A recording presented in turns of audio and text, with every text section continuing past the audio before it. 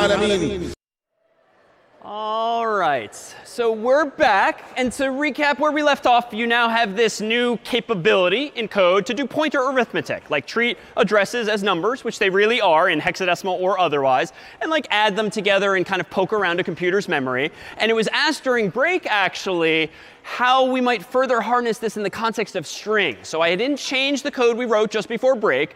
Recall that we last broke the program by checking out bytes 50,000 bytes away. But let's not do that, and let's actually try printing out not individual characters like I did per the %C, but why don't we try printing out strings and substrings, if you will. So let me clear my terminal window. Let me change all of these %Cs to %S, %S, %S, and then let me rewind to what we've been doing since week 1 with strings, which is just print them out. For instance, with that first line. And the only difference at the moment is that now I took off the training wheels. I got rid of CS50.h, wherein string is typedef to char star for you. Got rid of that. So now on line 5, I'm declaring s as being a char star, which just means the address of a character. And printf is smart enough to know that the end of a string is wherever that null character is. But now that I can do pointer arithmetic, notice that I could do something like this. If I want to print out s, I just print out s. Suppose I do s plus 1 here and s plus 2 here, again after changing %C to %S. Any intuition around what this code will now print on the screen, line by line? Yeah, thoughts?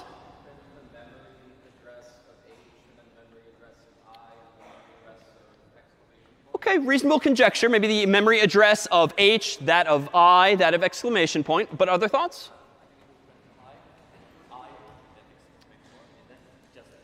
Yeah, I think it's actually going to do the latter. It's going to print hi in the usual way, because honestly, line 5 is this, line 6 is the same as like week 1 stuff, except we took off the training wheel of string and we're calling it char star.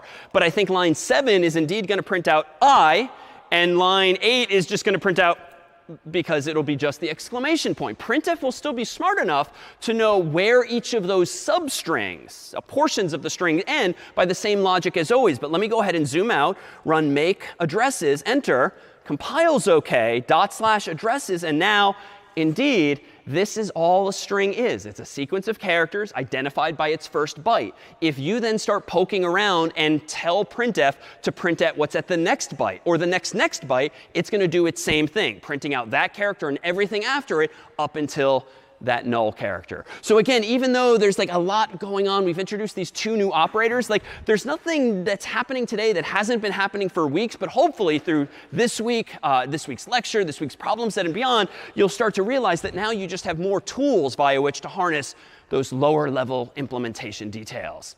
So last week too, recall one other implementation detail. I claimed that you could not compare 2 strings quite as easily as you could compare to integers, for instance.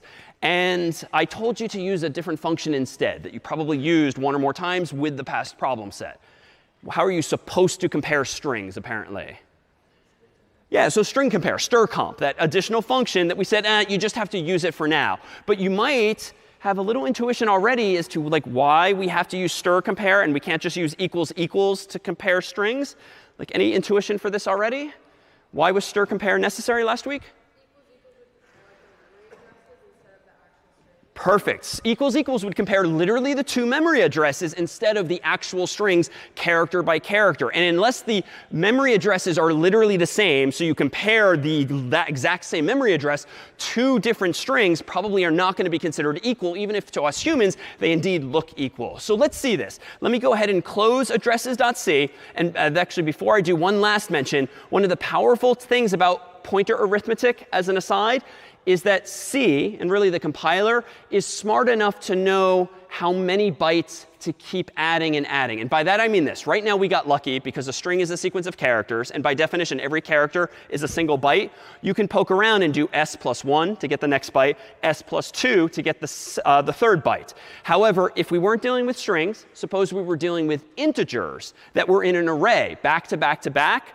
If you wanted to get at the next integer, you could still do +1 or +2 to get at the next or the next integer. You would not start to get into the weeds of doing +4 and then +8. You don't have to know or care how big the data types are in the computer. C in the compiler will figure that out for you based on the data type in question. So keep that in mind if ever doing this on a different data type than chars. All right, so let me go ahead and open up a file that I wrote in advance most of. And let me hide my terminal window and show you this. So here's a program called compare.c, whose purpose in life is to compare two strings. I'm back to using the CS50 library because at least for now and probably a couple more weeks, it is so much easier to get input from the user using CS50's function, getInt. But we'll conclude today by taking off those training wheels as well so you can see how you can actually get user input with nothing CS50 specific. So lines 6 and 7. Pretty boring, week 1 stuff. Get an int called I, get an int called j, and store them in two variables, I and j respectively. If I equals j, print out the same, else print out that they're different. Let me just stipulate for time's sake, I'm pretty sure this code is correct. This will get two integers from the human. It will compare them and tell me correctly if they're the same or different. And I'll prove as much by running make compare /compare, and I'll type in 50 for I, 50 for j, and they're the same. And now I'll do how about 50 and say 13, and those are different. So let me just stipulate this code is indeed correct. Would have worked in week 1, also works now in week 4. But let me now change it to compare not to integers, but as I hinted, maybe to strings instead. So let me go ahead and change this line of code to maybe be string s equals get string, asking the user for s. Then let's change this second line here to be string t, just to keep the variable name short for now. And t is a good choice after s for something like this. Get string, prompt the human for t. And then let's change our I and j here to do the wrong thing. Per the intuition earlier, if s equals t, then print out the same, else print out that they're different. Now, if I want, I could take off at least some of the training wheels. I could change this to char star. I could change this to char star. Either's fine. I still need the CS50 library, though, because I'm using get string, because it's actually hard, as we'll see today, to get strings manually without using a library. But I'll keep it using string just for now with the library. All right, make compare again. /compare, and now let me go ahead and type in, for instance, hi, exclamation point, enter, and hi, exclamation point, enter, and they're different. All right, they're obviously not visually, but they are underneath the hood. And you probably do have the intuition for this already, whereby what's going on underneath the hood is that we're comparing accidentally the two memory addresses. So in fact, let's go there. Let's consider the memory. And let me zoom out now so I can just have more bytes to play with. So the squares are a little smaller than before, just so we can fit more in them. And let me propose that when I declare s on what was line 6, a moment ago, it ends up somewhere in memory, like the top left-hand corner of my picture, for discussion's sake. And when I execute that same line of code and get string is called, and I type in hi exclamation point, we know from week 1 that get string puts it somewhere in the computer's memory. And I'll propose that it's in like the bottom left-hand corner of the screen here. What happens after that? Well, I know, even though I don't generally care, that hi exclamation point in the null character exists at some address, like 0x123, 124, 125, 126, for discussion's sake. And what's in s? Same as before break, 0x123. So that's all that's happening again on line 6, which is pretty much the same as when we were getting an s earlier. But notice now with line 7, when I get a second variable called t and I call getString again, and by coincidence, as the human, I type the same thing. Well, what happens here? T gets its own chunk of memory, maybe at the top right. That second version of hi gets somewhere else in memory. You know, the computer could be smart and notice that it's the same, but C doesn't generally do that for you. It just plops it somewhere else in memory. And maybe it's at address 0x456, 457, 458, 459, or wherever. But you can perhaps see where this is going already. T now, of course, contains the address of that first byte. And so in my code on line 9, when I compare S and T for equality, suffice it to say, they are not equal. Because of the way the strings are laid out in the computer's memory, it indeed looks the same values are there. But if we abstract away further, you can really see that S and T are not the same themselves. And so how did we fix this? Or really, how did we avoid this last week without spilling the beans and going down this rabbit hole of explaining like why you have to use stir compare? Well, if I go back to my code here, let's do it now the right way. Let me go ahead and include a line of code that says string compare of s, comma t, both as inputs, and then if you recall, what does stir compare return when two strings are equal? There's 3 possible return values. So 0. So 1 is for if it comes alphabetically or ASCII-betically first or second. But for now, I just want 0. If I want to use stir compare, I do need string.h. So string.h does exist. That's not a CS50 thing. There's no keyword string as a data type. That's a CS50 thing. But string.h does exist. So I think now, with that change on line 10, if I do make compare and /compare, and then run again, type again, hi, exclamation point, hi, exclamation point, I think now they're the same. And just as a second check, hi in all caps, maybe hi in lowercase, those are in fact different. Why? Well, stir compare, which was written by some other human decades ago, is just smart enough to know that it should go to S and go to T, start comparing them left to right, stopping once it hits one or both null characters, and return 0 only if everything in S and in T are exactly the same. Are any questions then on this here? Any questions on why we're using stir compare? All right, if no, yeah, oh, in the middle.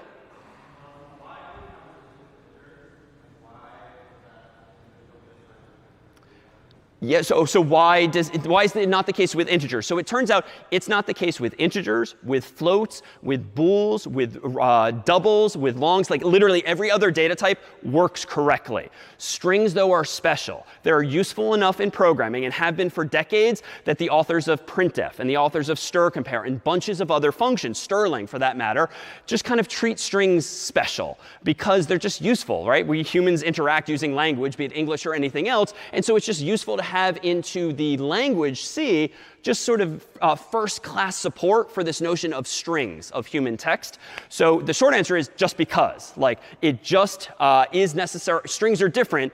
They're implemented with this address and the null character. Everything else, though, is just a value.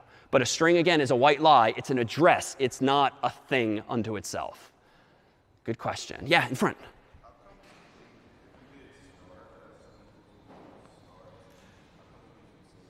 Oh, really good question. So in my code here, in VS Code, what if I do this? Instead of stir compare, and instead of if s equals t, what if I start playing around using star s and star t? Really interesting case to consider. Let's go back to our sort of deductive logic here. So star, the asterisk operator today, means go there. So when I've typed in hi once and then hi again, both uppercase, for instance, what is at the address S literally? Someone else. What is at the address S? Yeah. So not quite. At the address. Not what is the address. What is at the address 0x123? H. And what is at the address 0x456?